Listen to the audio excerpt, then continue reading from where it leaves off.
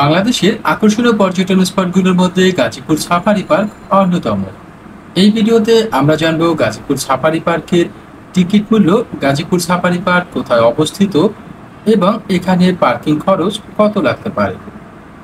দর্শক, আপনি যদি আমাদের এই চ্যানেলটিতে নতুন হয়ে থাকেন, চ্যানেলটি সাবস্ক্রাইব করে রাখুন। গাজীপুর সাফারি পার্ক গাজীপুর জেলায় অবস্থিত, যা বঙ্গবন্ধু সাফারি পার্ক নামেও পরিচিত। এটি ঢাকা থেকে 40 কিলোমিটার উত্তরে ঢাকা ময়মনসিংহ মহাসড়কের বাগের বাজার থেকে 3 কিলোমিটার পশ্চিমে অবস্থিত। সাফারি পার্কের আয়তন 3,690 টাকা।